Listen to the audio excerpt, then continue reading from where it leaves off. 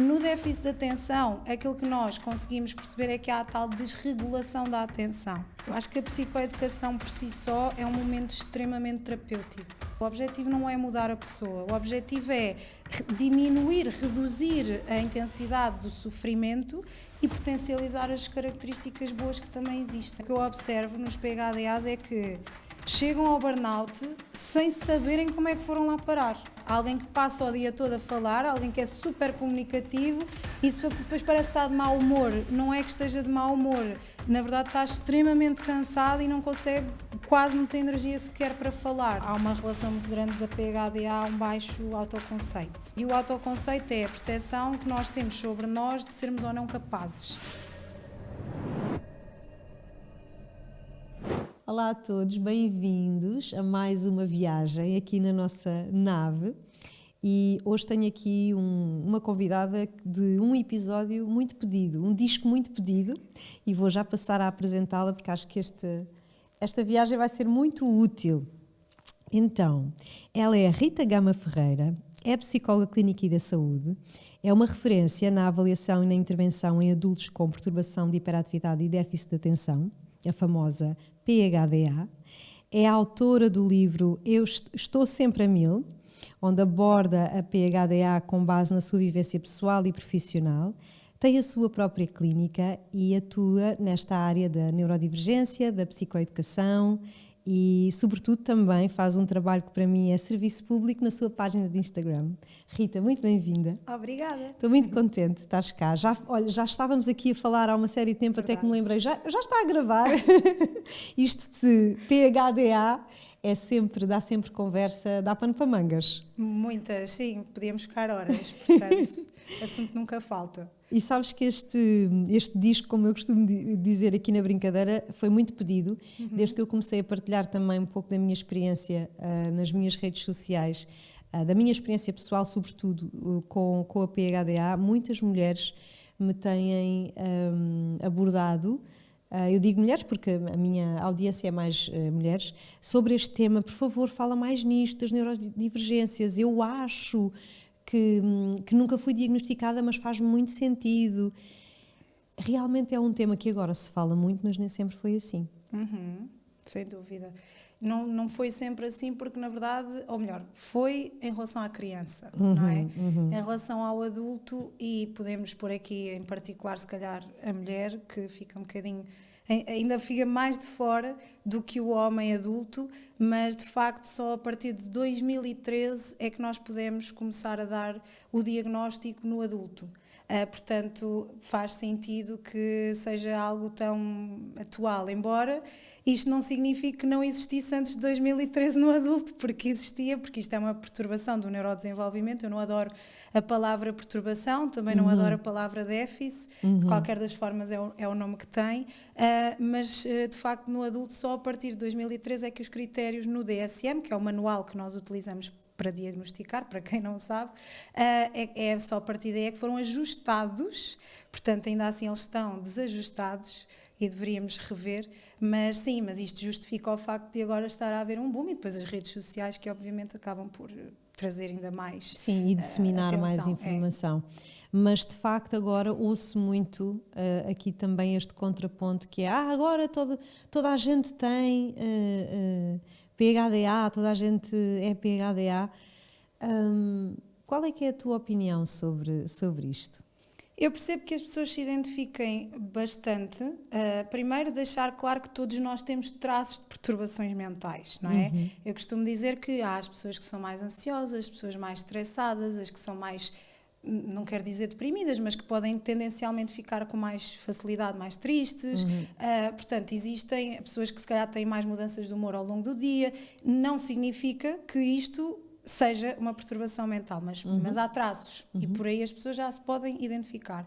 E depois, porque atualmente nós vivemos num mundo assim à velocidade da luz e tudo o que é informação muito rápida está sempre a ser consumida, nas redes sociais em particular.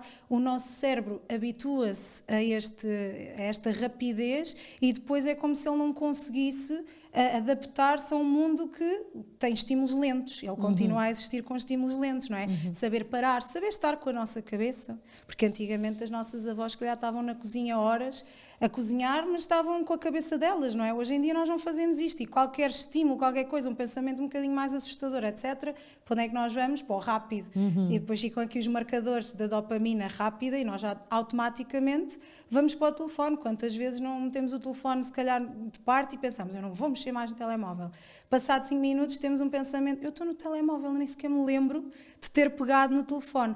E isto mimetiza aqui os sintomas de PHDA, portanto não é surpreendente que muitas pessoas se identifiquem e algumas delas por causa dos hábitos e não necessariamente um funcionamento neurodesenvolvimental diferente. Exato, até porque quando se faz o diagnóstico é feito, não é, com atenção à história de vida, não é? E à infância, e só aí é que se pode realmente estabelecer um diagnóstico de PHDA. Exatamente, é exatamente esse. Existem aqui algumas diferenças entre o que é o diagnóstico e outras questões que possam existir e mimetizar sintomas.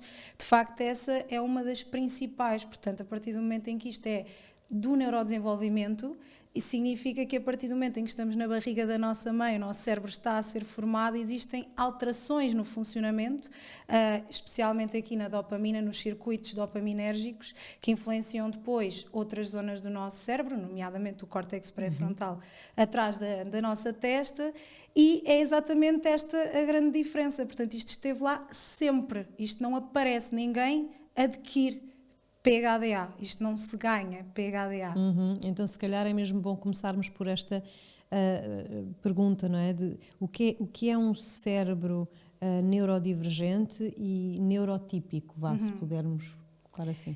É assim, nós podemos pensar que todos os cérebros são diferentes, não é? E eu acho que isso também é importante até para, vou usar a palavra normalizar, todos os cérebros, porque mesmo quem não tem PHDA depois tem outras questões de funcionamento diferentes, claro que sim.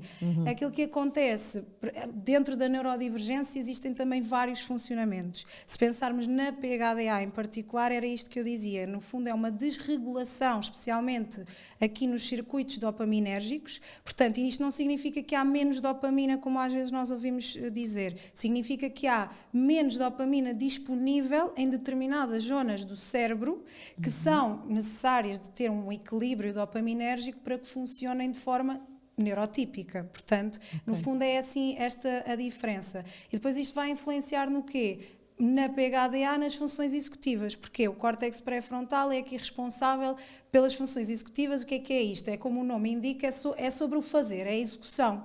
Tudo o que é sobre o fazer está influenciado e é altamente influenciado pela dopamina, e por isso é que nós podemos chamar a isto, em vez de um déficit de atenção, por exemplo, podíamos chamar a isto uma desregulação da atenção, da motivação e das emoções, o que faz com que justifica aqui aquela ideia de que tu só te interessas pelo que tu queres. Eu costumo dizer, não é propriamente mentira, só que as pessoas dizem isto com uma conotação negativa quando a pessoa não escolhe isto. Isto acontece porque o cérebro é movido desta forma. Portanto, sou muito motivador. E motivação não tem que vir só de coisas que nós gostamos. Vamos imaginar que eu tenho uma motivação muito grande pela minha história de vida, vamos imaginar, tenho muito medo de me chatear, sei lá, com os meus pais ou com o meu marido em casa. E, portanto, uma motivação para mim pode ser não me querer chatear com alguém, e isso faz com que a dopamina fique mais disponível e, portanto, eu vou fazer as coisas bem feitas com medo que ele se chateie comigo. É um exemplo, ok? Portanto, a motivação não tem que vir necessariamente só de coisas que nós gostamos. O nosso cérebro tem que estar ativado com algum tipo de motivação que pode ser um medo. Portanto, pode haver motivação em uma data de coisas, por isso é que somos todos muito diferentes, não é? E é assim, essencialmente, esta a diferença. Ok. Dentro das neurodivergências, o que é que existe neste espectro? O autismo faz parte deste espectro? Sim. Nós cada vez mais... Não? A sobredotação não é um diagnóstico, ou seja... E, aliás, é um tema muito interessante porque, ou seja, a partir do momento em que não é um diagnóstico, não existem critérios, e esta coisa do eu quero fazer uma avaliação de sobredotação, eu fico sempre assim um bocadinho de pé atrás, porque se nós formos pelo conceito mais conservador, temos de ter um QI acima de 130. Mas, de facto, nós observamos outras pessoas que são extremamente inteligentes, não, se calhar, a nível de raciocínio, mas socialmente. Por exemplo, até que ponto isto também não se poderia considerar algum tipo de sobredotação. Mas isto é noutras teorias não validadas, pronto. Sim. Mas não existe propriamente um diagnóstico. Não existindo, também não podemos dizer que é uma neurodivergência, embora, pensando sobre isto, parece fazer algum sentido que, se fosse um diagnóstico, colocássemos dentro da neurodivergência um funcionamento diferente também. Temos o autismo, sim, temos também a dislexia, temos as perturbações da aprendizagem, por exemplo, portanto existem assim algumas, temos as perturbações de tiques, o Tourette, que é assim o mais conhecido, ou seja, existem diferenças, mas aquilo que se sabe é que geneticamente há cruzamentos e, portanto, cada vez mais olhamos para a neurodivergência como um guarda-chuva, que é o quê? É como se, a nível de critérios, eu posso cumprir os critérios da PHDA, tenho um diagnóstico. Mas é mais provável que eu, sendo PHDA, tenha traços de outras perturbações da neurodivergência. Então, muito facilmente encontramos um PHDA que também tem, ou tem autismo diagnosticado, ou tem traços, ou uma dislexia, muito comum também, que não se consegue diagnosticar no adulto porque não há provas validadas para, portanto, ou tem o diagnóstico de pequenino ou fica difícil, que é muito chato. É o mesmo que aconteceu com a PHDA durante muitos anos, portanto, espero que se encontre aqui forma de avaliar também a dislexia, mas acabamos por cada vez mais olhar desta forma, de que há neurodivergência, pode salientar muito uma parte, mas poderão haver ali outras. Um PHDA é um bocadinho mais rígido cognitivamente, por exemplo, mas que não tem critérios para autismo. Ok. Eu pergunto-te isto porque, por exemplo, o meu filho, que tem 8 anos, para mim já consigo entender que ele claramente tem, e é uma coisa também muito genética, não é? Tem traços de PHDA e obviamente que ainda não fui fazer nenhuma avaliação, ainda é cedo para isso, mas já vou tendo isso em atenção com ele na regulação emocional, na impulsividade, naqueles momentos de frustração, de ter que fazer uma coisa. Gerir, sim. Sim, mas há outras coisas que eu vejo nele, e é muito engraçado que os filhos são ótimos para nós também nos espelharmos. Completamente, não é? sim. E há sim. coisas que eu noto nele que eu também tenho, como por exemplo uma sensibilidade muito grande a estímulos, a ruídos.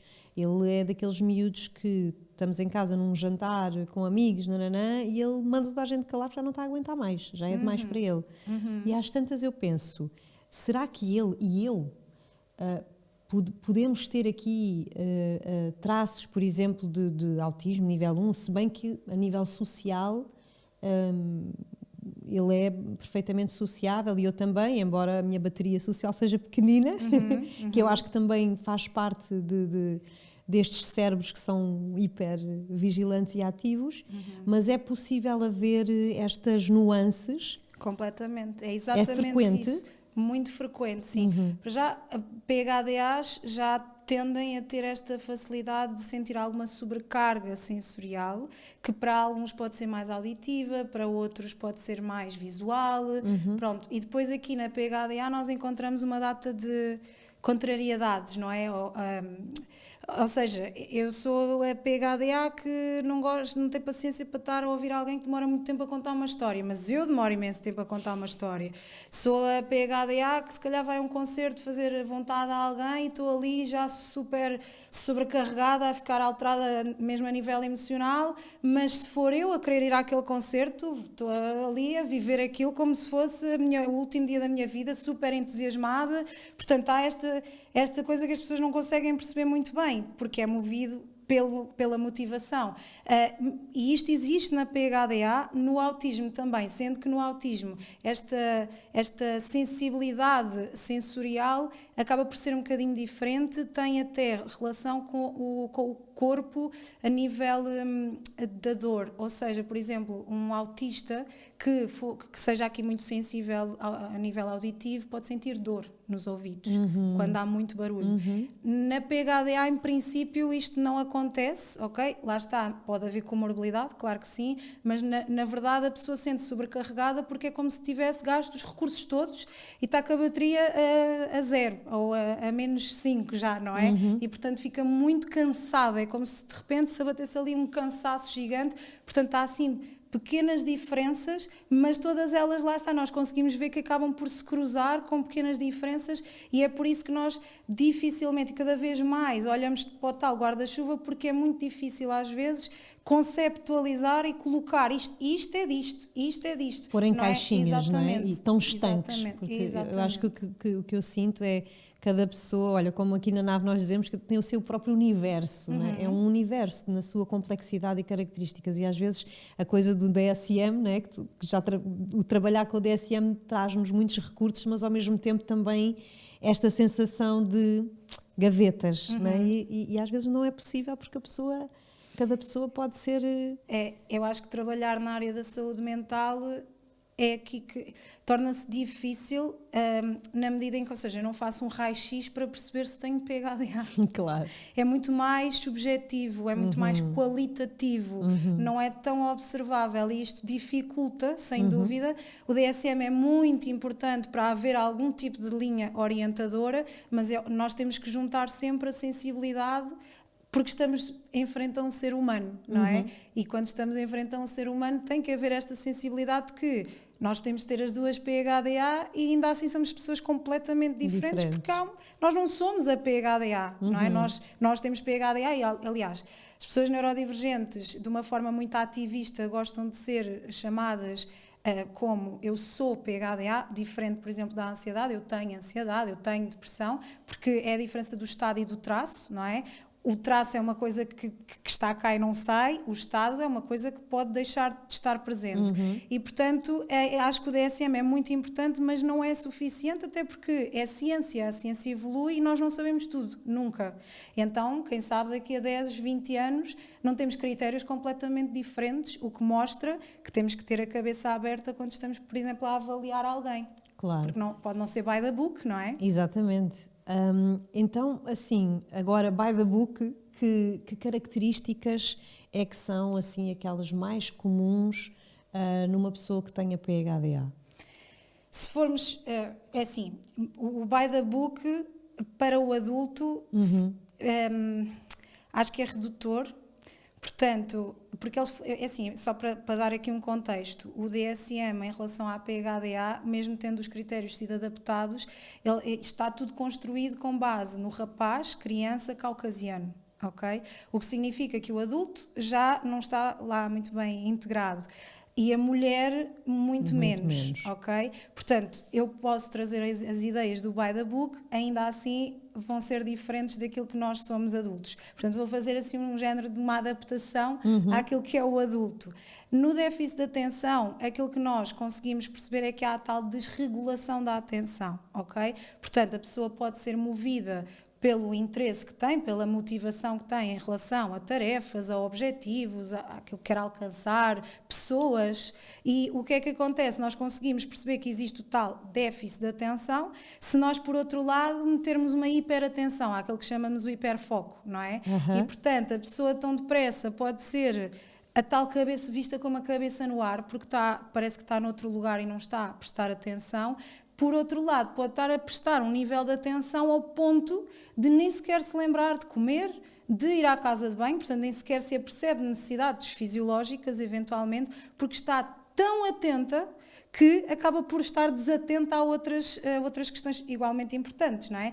Por isso é que nós não podemos dizer déficit, porque déficit já por si é redutor. E aquilo que acontece é que as pessoas tendencialmente são distraídas, esquecidas e acaba por ter influência nas relações, sejam amorosas, sejam as relações de amizade, portanto esquece de me dar os parabéns, erros sociais do género... esquecem de dar os parabéns a alguém ou dar os parabéns em situações em que não é suposto. Portanto, há uma data de erros sociais que podem surgir sem qualquer tipo de intenção. E se a pessoa pudesse, a pessoa não falhava nisto, não é? E depois, claro que há um autoconceito construído com base nisto, que eu estou sempre a falhar. Portanto, eu sou a falha, eu sou burra, parece que eu sou eterna. Eu ouço este discurso muitas vezes, que parece que eu sou eternamente uma criança. Portanto, como é que eu cuido? Se eu não consigo cuidar de mim, como é que eu vou conseguir cuidar de outro ser humano? Não é? E há muito isto aqui nesta parte mais de déficit de atenção. Ou estou sempre a chegar atrasada. Também, aqui uma desregulação. Falhei ao compromisso. Exatamente, sim. Ou coisas sobrepostas na agenda, ou esquecer de pôr na agenda, completamente. Aqui nós pensarmos que, falando naquilo que eu dizia há bocado das funções executivas, na PHDA e aqui na desatenção, podemos pensar, por exemplo, na memória de trabalho. A memória de trabalho é quase que uma ponte que existe entre a memória a curto prazo e aqui uma mais a longo prazo, em que eu preciso de manter ativamente aquela informação no meu cérebro para a manipular pouco tempo depois. Ou seja, numa conversa, por exemplo, eu tenho que saber o que é que eu já disse, o que é que eu ainda quero dizer, o que é que a outra pessoa também já disse, para onde é que estamos a levar a conversa. Isto é muito fácil de escapar, não é? E se a memória de trabalho está comprometida, então aquilo que vai acontecer é que de repente eu já não estou a ouvir nada, já me perdi na conversa, olha, podes repetir, ou o masking, que as pessoas depois ganham aqui, são prós, não é? As mulheres em particular, que é a capacidade de apanhar assim meio no alto a conversa, mesmo não tendo apanhado os pormenores todos, e até me safei, e ninguém percebeu que eu não percebi nada da conversa, e pronto, deu para desenrascar. Pronto, isto assim numa perspectiva um bocadinho mais de déficit de atenção. A hiperatividade e impulsividade, na minha ótica, é um dos critérios que ainda estão mais desajustados, porque na infância é muito externalizado. Ou seja, é observável, físico. Não é? Por isso é que os rapazes na infância são mais diagnosticados, mais referenciados. Na idade adulta, tanto nos homens quanto nas mulheres, há uma maior tendência para internalizar. Porquê? Porque não é socialmente aceito eu estar numa reunião e estar-me sempre a levantar e ir-me embora e não dizer nada a ninguém e estou farta de estar aqui, ou estar-me a abanar toda e estar aos saltos e trepar cadeiras. Isto está nos critérios, estar constantemente a trepar coisas. Quer dizer, um adulto não faz isto, não é? Pronto, mas nós ouvimos muitos relatos de eu não estou a trepar, mas eu por dentro eu estou a passar mal, eu quero me ir embora dali, eu já não aguento mais, e portanto são relatos deste género. Ou então tenho um casamento numa igreja, onde é que eu fico? Cá fora, eu não fico lá dentro, por exemplo. São compensações. Se eu perguntar à pessoa, então, e és capaz de esperar? Sou capaz de esperar, ok, isto não chega, porque assim toda a gente realmente tinha PHDA. Então, mas o que é para ti esperar? Lá está, se calhar estou numa fila e eu levo sempre coisas para fazer porque sei que vou estar na fila e assim vou fazendo alguma coisa, porque eu não consigo esperar. Ou se estou no casamento ou num batizado, o que seja, eu vou estar cá fora, portanto, na verdade, eu estou à espera na mesma, mas uma estratégia, eu esperei cá fora, não é? Portanto, temos tudo isto muito mais internalizado e compensado com estratégias. Ainda assim, a agitação mental é muito, muito comum. Portanto, aqui pessoas que, por exemplo, não conseguem relaxar com facilidade, os típicos ou as típicas workaholics, estão sempre a fazer alguma coisa efetivamente, não é? Estão a trabalhar. Portanto, burnouts muito comum associados à PHDA. Depois temos também a questão da impulsividade, que apesar de não aparecer no nome, não é? Temos perturbação de hiperatividade, déficit de atenção.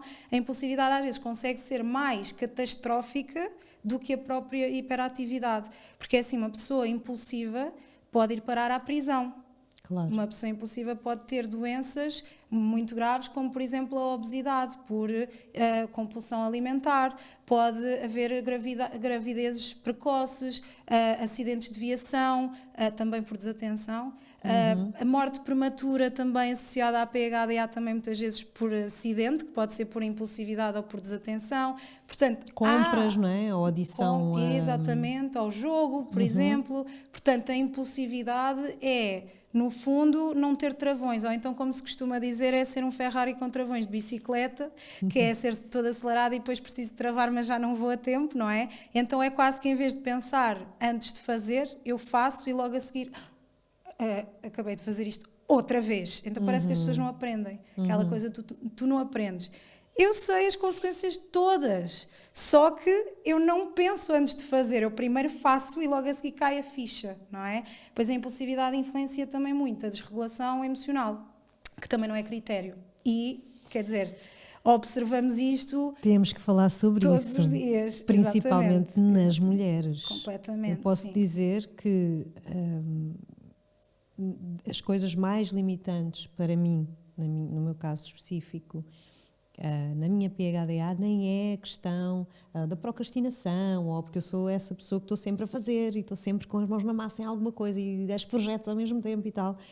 Aquilo que mais é incapacitante às vezes é mesmo a desregulação emocional, ou os ups and downs de picos de humor ao longo da semana, ao longo do dia ou numa determinada altura do mês. E eu gostava muito de falar dessas particularidades, especialmente nas mulheres.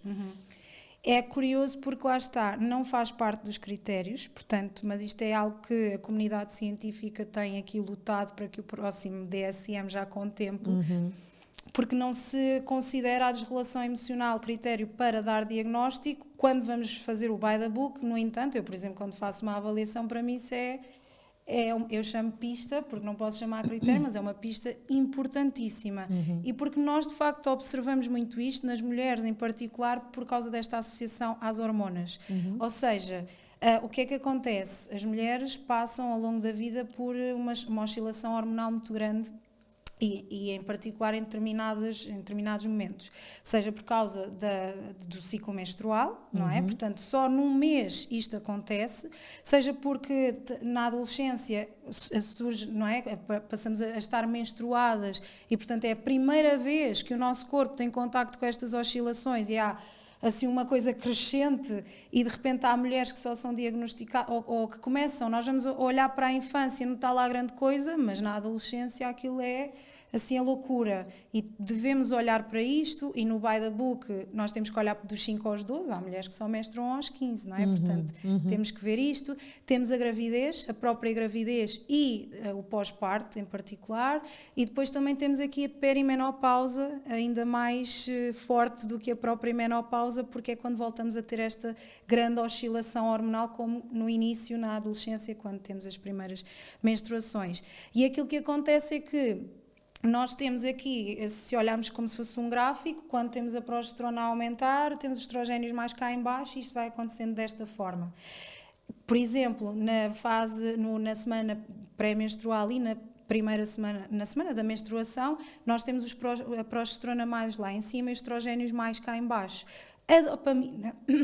A dopamina acompanha os estrogénios, ou seja, se os estrogénios caem, a dopamina está cá mais em baixo. Isto é válido para qualquer mulher. Por isso é que é muito comum que as mulheres digam, por exemplo, que têm TPM, que sentem oscilações ao longo do mês, que as mulheres, quando estão grávidas, a típica memória de peixe, Sim. não é? Porquê? Nós, quando estamos grávidas, atingimos o pico das nossas hormonas. Então, os estrogénios aumentam 50 vezes. E agora perguntam, então, mas se aumentam 50 vezes, idealmente a dopamina estava lá em cima. Não, porque a progesterona aumenta 100 vezes. Por isso é que as mulheres, tendencialmente, durante a gravidez, podem ter já impacto na função executiva. Okay. Sem PHDA.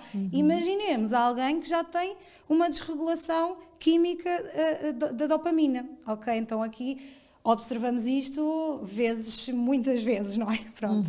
Na perimenopausa acontece também aqui uma grande oscilação e temos mais progesterona e os estrogénios muitas vezes cá mais em baixo e então há muitas mulheres a ser diagnosticadas nesta fase da vida, da perimenopausa, que pode ir até 10 anos. Ok. E a nível mesmo dessa parte emocional, o que é que te relatam? É oscilações de humor? O que é que as outras mulheres sentem? Isto tem muito a ver, lá está, com o tal universo que nós somos, porque varia muito de mulher para mulher, mas eu poderia dizer que a nível de padrão, o que mais observamos é a nível da motivação. Só que a motivação influencia o resto. Porquê? Porque se eu estou menos motivada, portanto, se eu estou com mais dificuldade em manter-me motivada, posso falhar mais, posso não estar tão... E vamos imaginar uma semana de trabalho caótica em que eu tenho que dar tudo e por acaso calha mesmo naquela semana em que eu estou a nível motivacional o mais em baixo possível.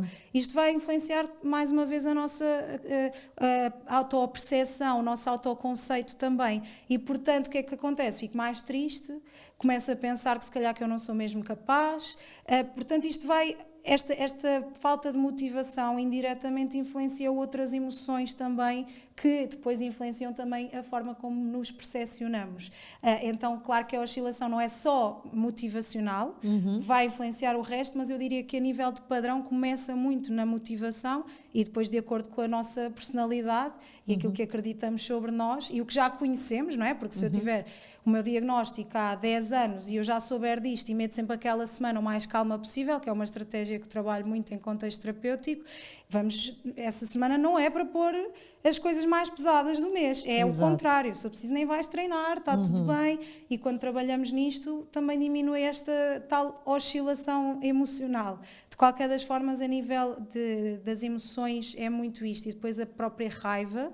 A raiva eu diria que é assim, a emoção mais difícil de gerir para qualquer PHDA, especialmente quando há impulsividade à mistura, portanto é quase que o ir dos 0 aos 100 em segundos, e depois de repente também dos 100 aos 0 novamente, e as pessoas ficam tipo, mas o que é que se passa contigo? Como é que tu num dia fazes isto? E às vezes por coisas que as pessoas acham só parvas, e de facto conseguimos pensar que sim, são, sei lá, não sei do comando no sofá, não sei onde é que pus o telemóvel, só que eu já sei, não tenho paciência para procurar, nunca encontro nada, eu já perdi isto 100 vezes hoje, já estou irritada só de me lembrar que não sei onde é que pus alguma coisa, não é? Portanto, de repente já estou nos 100, super chateada, mas passado um bocado já tenho o telemóvel, já sei onde é que está, ou já arranjei a solução para o problema, já nem me lembro do problema, está tudo bem. Portanto, isto explica muito estas oscilações, mas difícil de entender para nós e para quem está do outro lado também, não é? E isso pode, como tu dizias há bocado, influenciar muito também os relacionamentos, certo? Também te chegam em clínica a pessoas que estão com dificuldade em relacionar-se, porque o que eu sinto é que às vezes por ou não haver uma consciência do próprio diagnóstico, ou que a outra pessoa por não saber o que é viver num cérebro assim, há este desfazamento e parece que uma sente-se incompreendida, a outra sente que a outra nunca sai do mesmo lugar ou do mesmo padrão. O que é que acontece se não houver esta consciência, não é? Porque isto também se trabalha e tu dás muitas boas indicações, tenho seguido o teu trabalho e tu falas muito sobre isso. O que é que se pode fazer num relacionamento? Também é importante olhar para as nossas relações quando se tem um diagnóstico como a PHDA. Sim, eu acho que acima de tudo é importante das duas partes percebermos que estão ali dois seres humanos que, apesar de um ter PHDA, o outro também está a ter dificuldades, não é? Ou seja, e pode estar a causar mal-estar à outra pessoa também, e ela também tem validade para sentir aquilo que está a sentir. E eu falo enquanto pessoa que tem PHDA, mas que reconhece que do outro lado está alguém que pode até estar a ser ativado pelas suas inseguranças. Ora, vamos imaginar um caso em que sei lá, que uma mulher com PHDA está a ouvir o marido a falar sobre algum tópico que não é para ela muito interessante, já ouviu aquilo 300 vezes e de repente desliga, não é? E ele no meio daquilo até dá informações sobre alguma outra coisa que é necessária ela saber, porque precisa de ir buscar os filhos. Olha, estou-te a dizer que tu hoje é que tens que ir buscar o teu filho à escola, só que vem no meio do resto e aquilo voou, a pessoa nem sequer ouviu, não tomou atenção. É complicado para a outra pessoa porque parece mesmo que não há interesse. A verdade é esta, tu não tens interesse no que eu te digo, tu não queres saber, e se for uma pessoa que naturalmente até super válido é mais insegura, por exemplo, vai ativar gatilhos também na outra pessoa, que é, eu não sou gostada por esta pessoa, eu estou com medo que esta relação não funcione, esta pessoa não gosta de mim. Portanto, é normal que a outra pessoa também esteja, de alguma forma, a sentir uma dor ou a sofrer com aquilo. Por isso é que é tão importante dar nomes às coisas, tanto para a pessoa que tem PHDA, quanto para a outra pessoa que não tem. Porque se soubermos os dois, olha, eu não te ouvi porque eu sou desatenta e porque desliguei naquele momento e não porque não gosto de ti, porque se calhar amo-te profundamente, não é? Mas eu não te ouvi e não foi por mal, e se eu pudesse, eu fazia tudo para voltar atrás e ter-te ouvido naquele momento. E eu gostava mesmo de te ouvir novamente, portanto, se puderes repetir, a parte boa é que também há sempre alguma coisa para dizer e parece sempre tudo novidade, isso é giro, mas pronto, temos que ir buscar os dois lados, mas é muito importante dar nome, porque a pessoa que tem PHDA não se sente constantemente a falhar e a outra pessoa vai perceber assim, espera, isto não é porque ela não tem interesse em mim no que eu digo, é porque ela é desatenta. Então há estratégias como, olha, ouviste o que eu acabei de dizer, ou vou só repetir, olha, ou então perguntar o que é que tu ouviste, o que é que foi o que tu ouviste do que eu acabei de dizer, o que é que tu ouviste, especialmente quando é informação importante. Lá está, precisas de ir buscar os teus filhos à escola, olha, ouviste, então o que é que eu disse? E não haver aquela coisa de levar a mal, mas qual é o problema? Tu agora não me tens de estar a dizer, repete aquilo que eu disse. Não há problema, nós temos que trazer este lugar de muita segurança, está tudo bem, não estou a dizer isto para te julgar, estou-te a dizer isto para estarmos bem os dois, porque eu assim sei que tu me ouviste e tu também tens a certeza que não vais esquecer-te, por exemplo. Mas isto tem implicações muitas vezes muito grandes, especialmente quando não há o diagnóstico, Sim. ou quando há o diagnóstico, mas não há a exploração, não há a psicoeducação é importantíssima e eu recomendo muitas vezes a terapia de casal, sem dúvida. Porquê é que a psicoeducação é tão importante? Eu acho que a psicoeducação por si só é um momento extremamente terapêutico, porque é o momento em que nós percebemos o que é a PHDA e não aquilo que eu sou. Ou seja, eu não sou uma falha humana, não sou uma falha andante, ambulante, eu tenho um funcionamento diferente que faz com que eu tenha determinadas características e que variam conforme o contexto. E a partir do momento em que eu percebo isto, eu posso trabalhar os meus contextos para tirar o melhor dali e, eventualmente, dar aqui a volta a algumas situações que para mim são mais difíceis, porque se me causam mal-estar a mim e às pessoas que estão próximas, posso trabalhar. Mas o objetivo nunca é... Nós não queremos não queremos mudar a pessoa, o objetivo não é mudar a pessoa, o objetivo é diminuir, reduzir a intensidade do sofrimento e potencializar as características boas que também existem, não é? Por exemplo, eu dou sempre o exemplo aqui da criatividade. Ser criativo, ou seja, ter muitos pensamentos, não é?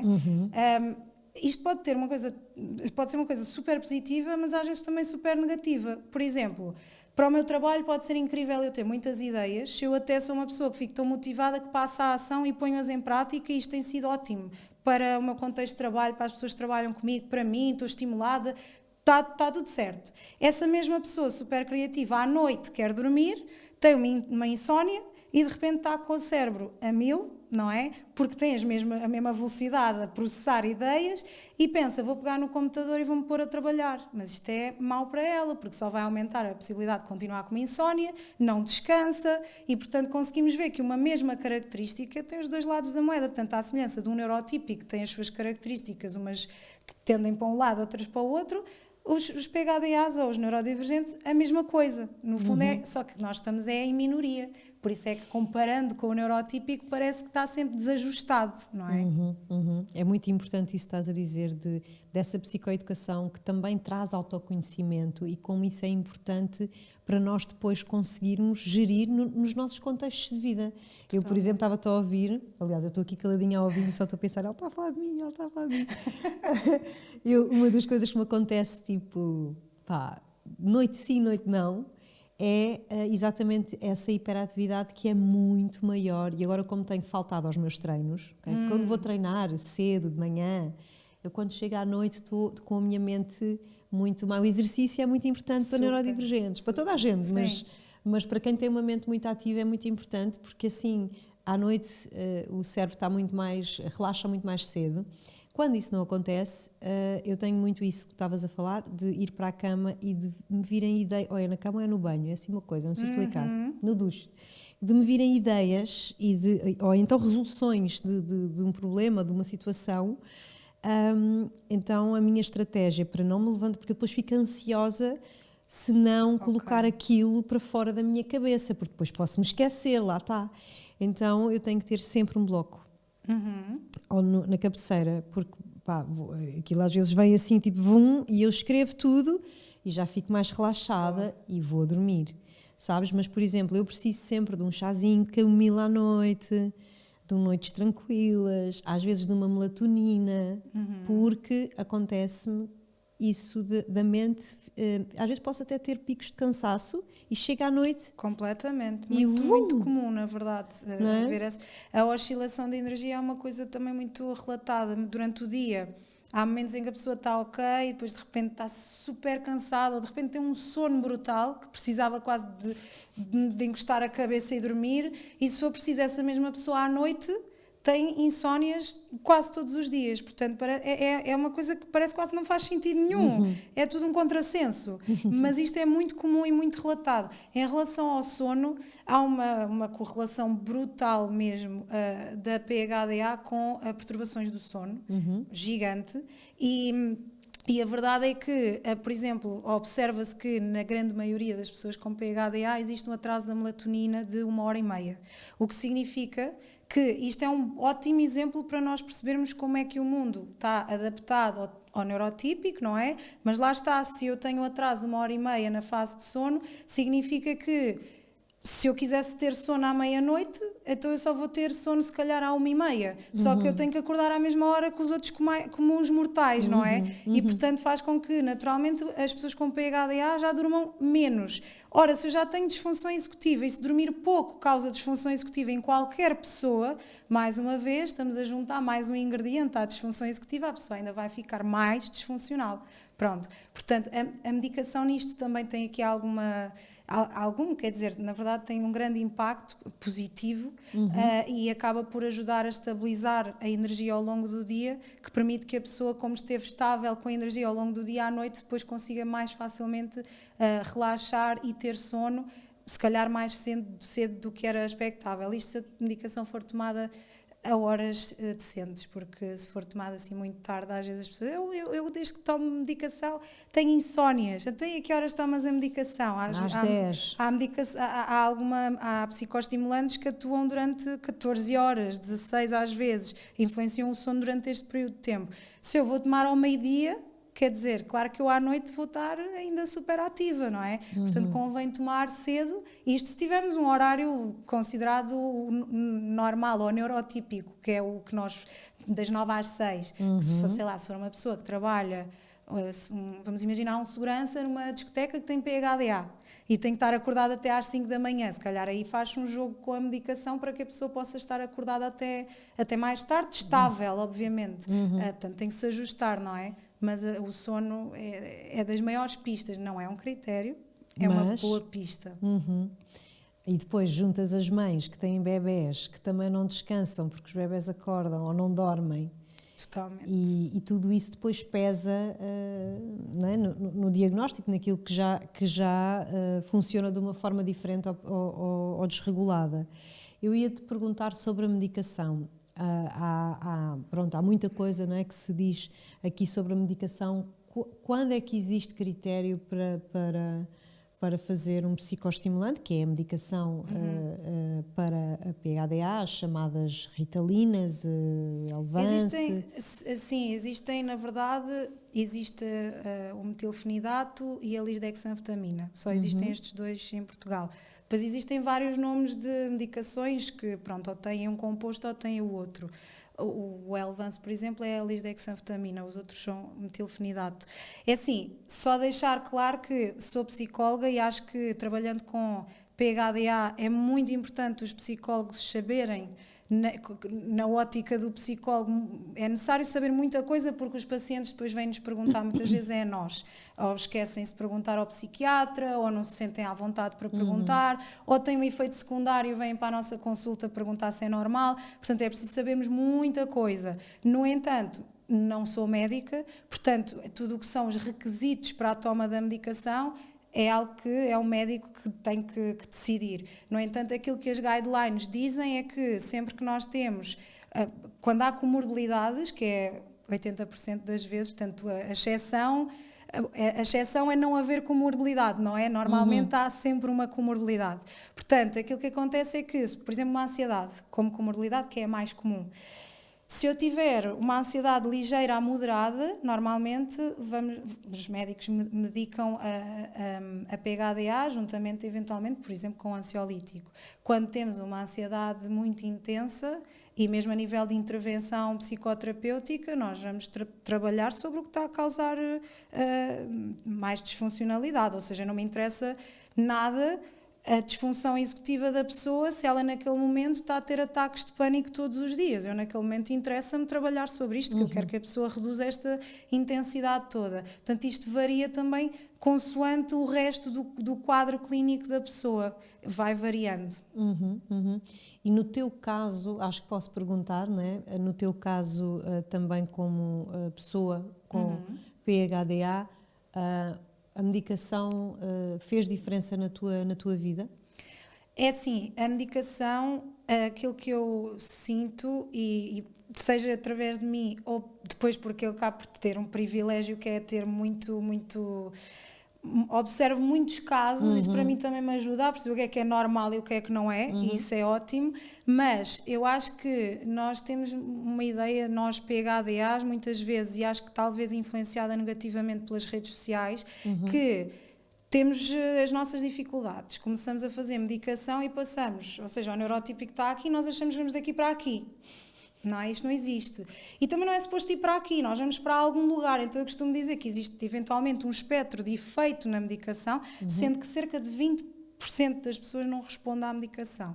Okay. E continua a ter PHDA, ok? Pronto. Mas as outras, mais ou menos 80%, há um espectro de efeito. Ou seja, eu posso sentir mais efeito no déficit de atenção, outras pessoas podem sentir mais aqui na impulsividade. Outras pessoas, e muito, aquilo que eu observo muito e com que eu me identifico é mesmo na oscilação da energia ao longo do dia. Portanto, eu melhorei muito das insónias, eu tenho uma energia muito mais estável, ou seja, eu aguento o dia. Eu antes tinha momentos em que ficava podre, completamente. E às vezes me esqueço da medicação, ainda há pouco tempo isto aconteceu, e nesse dia tinha 6 consultas, que é assim o meu máximo, raro já de dar 6 consultas, porque é muito cansativo, e esqueci-me de tomar medicação nesse dia, eu dormi 2 cestas nesse dia, porque eu não conseguia manter, e eu não gosto de dormir cesta, nem tenho facilidade em dormir se quiser dormir, porque decidi, não, eu estava muito, muito cansada, e de repente o meu cérebro quer só dormir, ok? E a medicação a mim ajudou muito na parte de estabilizar aqui a energia.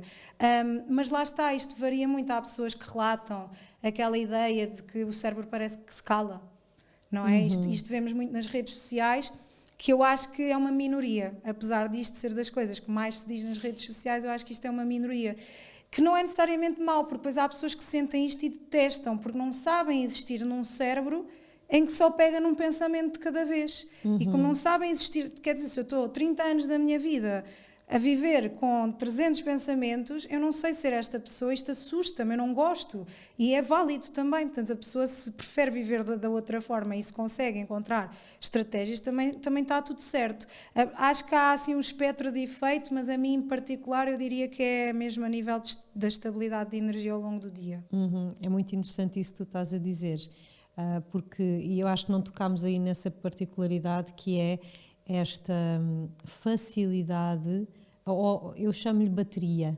A bateria, a nossa bateria é uma bateria muito mais curta, é o que eu noto.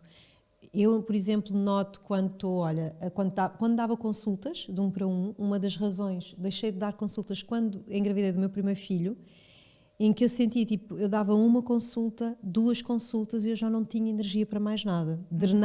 Sentia que me drenava. Agora, por exemplo, faço um curso, um evento, estou o dia todo ou a tarde toda a gravar podcast, eu já sei que depois vou, como eu costumo dizer, vou ficar ligada à máquina.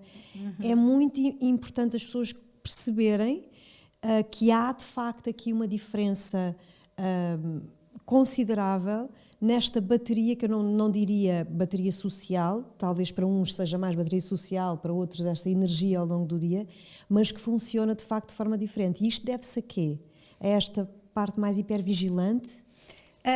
Eu diria que pode também estar aqui relacionado com a questão mesmo da sobrecarga sensorial, ou seja, onde encaixamos esta parte social, não é? E que é muito curioso porque se calhar a pessoa durante o dia é preciso autoconhecimento, ou seja, se calhar tu já te apercebeste disto porque já tiveste experiências suficientes em que te observaste e já sabes que vais chegar ao fim do dia daquela forma.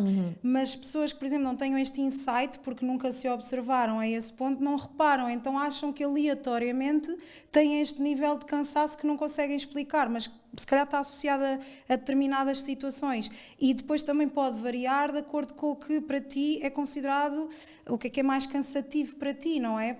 Para mim pode ser uma coisa diferente, por exemplo, mas de qualquer das formas também se observa muito isto, sim, que é haver aqui esta tal bateria e que ao final de muita exigência, muita sobrecarga, a pessoa pode ficar completamente exausta e lá está, sem vontade sequer de falar. Alguém que passa o dia todo a falar, alguém que é super comunicativo e se for, depois parece que está de mau humor, não é que esteja de mau humor, na verdade está extremamente cansado e não consegue, quase não tem energia sequer para falar, não é? Portanto, isso também acontece muitas vezes, sem dúvida, esta tal sensibilidade à sobrecarga. Pode, de uma data de estímulos, pode ser um centro comercial, não é? Sim. Mas eu até, às vezes dou este exemplo, que é alguém com PHDA pode ir ao centro comercial e adorar se for comprar coisas para si, ou seja, já vi aquela roupa não sei aonde e quero imenso, então vai e de repente até está lá o dia todo porque vai comprar coisas para si, está ok.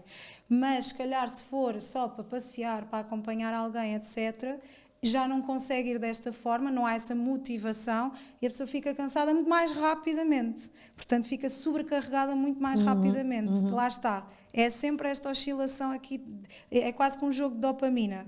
Estar sempre a pensar no que é que está a disponibilizar agora dopamina, o que é motivador, o que é que me faz passar a ação. Tudo o que aumentar ou disponibilizar mais vai ser vivido de forma mais fácil. A partir do momento em que isto não acontece, é tudo muito mais, há uma sobrecarga muito maior. Essa foi das coisas, para mim, mais difíceis de conseguir identificar ou de compreender, tipo, porque é que isto me acontece? E a partir do momento em que identifiquei, por isso é que frisei isto, porque eu tenho a certeza que lá em casa alguém se vai identificar, é muito mais fácil também de gerir a nossa agenda, de gerir a nossa agenda de eventos ou de eventos sociais, para perceber aqui, ok, tenho bateria suficiente. Esta é a minha margem, não é? Esta é a minha margem, Exato. é o meu limite. Sim. E por acaso até deixar também outra nota que acho que é importante, que é os PHDA, há uma relação muito grande da PHDA a um baixo autoconceito. Ou seja, e o autoconceito é a percepção que nós temos sobre nós de sermos ou não capazes. Como há um baixo autoconceito, depois há uma grande necessidade de compensar. Ou seja, eu já tenho se calhar uma energia abaixo do neurotípico. No entanto, eu sinto que falhei tanto durante a minha vida que eu quero provar a mim e aos outros que eu sou capaz. Então eu tento chegar a mais lugares até que o neurotípico, o que faz com que, na verdade, eu me esteja a expor a um nível de cansaço absurdo, mas isto é uma compensação, e é uma compensação muito, muito, muito típica, e depois é o people pleasing e o dizer que sim a tudo, depois também ao mesmo tempo falta aqui a disfunção executiva, não sei bem planear, não sou boa a planear, a organizar, e de repente dou por mim e estou num mês caótico, como é que eu disse que sim a tanta coisa, porque é que eu fiz isto a mim própria, mas quando me foram convidando, estava tudo bem, eu até achei fixe, achei entusiasmante, eu agora quero é fazer isto, não é? Quando chega o momento, disse que sim a uma data de coisas e eu dou por mim, vou ter um burnout, só pode, agora como é que eu faço isto? Portanto, trabalhar também em contexto terapêutico, saber dizer não, e às vezes numa pessoa impulsiva que diz logo que sim, porque não pensa, é possível dar passos atrás, e não é falhar, isto é um ponto muito importante a trabalhar, de psicoterapêutico, de aceitação, que é, eu não falho se eu disser que sim, depois vou pensar para casa, olha, eu não devia ter dito que sim, e dizer à pessoa, olha, e voltar atrás. Eu disse que sim, não tinha noção da quantidade de coisas que tenho e peço desculpa, mas eu vou ter que, vamos remarcar, ou neste momento não consigo e está tudo bem com isso. Isso é no fundo, acima de tudo, não falharmos connosco, não é? Isso é também muito importante, esta tal compensação. Muito importante isso que tu disseste, que esta dificuldade às vezes de dizer não, leva-nos muitas vezes ao esgotamento, ao burnout. E de certeza que deve ser assim muito comum em clínica encontrar as pessoas que estão nesse burnout, muitas delas burnout funcional, não é? Continuam a dar aquilo que já não têm. Sim, sem dúvida. E às vezes, depois esta é outra questão, que é não se percebem. Eu sinto que o que eu observo nos PHDAs é que chegam ao burnout sem saberem como é que foram lá parar. Ou seja, nas outras pessoas neurotípicas há uma maior percepção de que eu estou a começar a ficar muito cansada.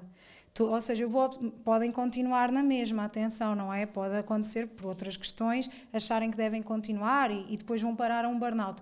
Mas na PHDA há quase uma sensação de que eu não percebi como é que eu vim aqui parar, como é que eu estava... Porque eu estava tão entusiasmada a fazer isto, estava a correr tão bem, isto foi uma coisa que eu queria tanto e de repente isto foi exatamente a mesma coisa que me levou ao burnout. Porque eu estava muito entusiasmada, mas eu usei os recursos todos que tinha e que não tinha, então eu costumo pensar nisto. Nós gostamos muito de analogias, os PHDAs, que é imaginar uma maratona em que nós vamos tão entusiasmados nessa maratona que vamos a correr com a cabeça virada para cima, corremos, passamos a meta, continuamos a correr e de repente percebemos que já passámos a meta há séculos e estamos estourados e é para nos mandarmos para o chão. E aquilo que acontece quando fazemos terapia muitas vezes é, eu sei que isto vai, a parte da aceitação, este é o meu funcionamento, eu sei que isto vai continuar a acontecer. Não é rejeitar, eu vou passar a ser diferente, não vais.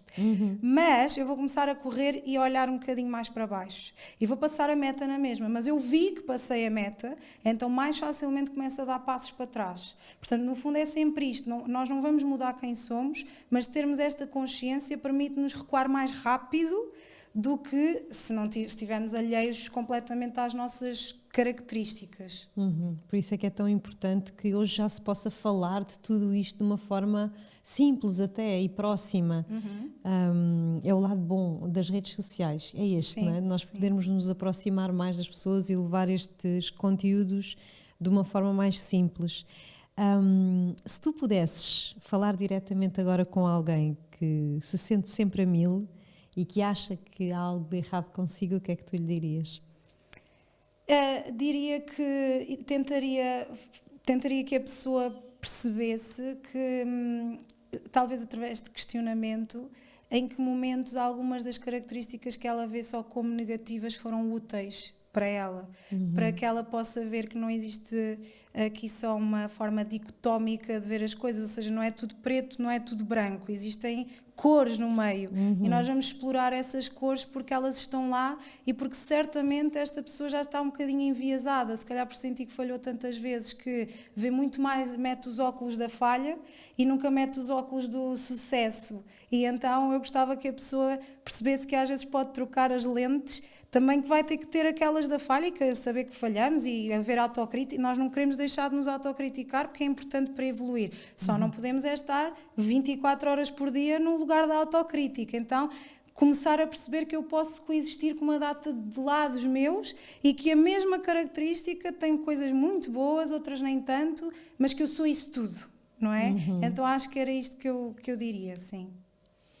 E o que é que tu gostavas que toda a gente entendesse sobre a PHDA, para fecharmos? Eu acho que gostava que, pelo menos, que as pessoas tivessem uma atitude mais curiosa. Acho que, e aqui, sinceramente, eu abro isto a muito mais do que a PHDA e a tudo o que é diferente. Porque acho que tudo o que é diferente é sempre difícil talvez de empatizar, por ser tão diferente da nossa realidade. Então, a verdadeira empatia é nós abrirmos espaço ao facto da minha realidade ser percepcionada diferente da forma como a outra. Não existe uma realidade, existem várias percepções de realidade e a da outra pessoa é só diferente. Mesmo que eu não veja da mesma forma e que não concorde, haver curiosidade, serem curiosos em perceber realmente como é que a pessoa é, sem estar a fazer juízos de valor primeiro. Eu primeiro vou tentar perceber.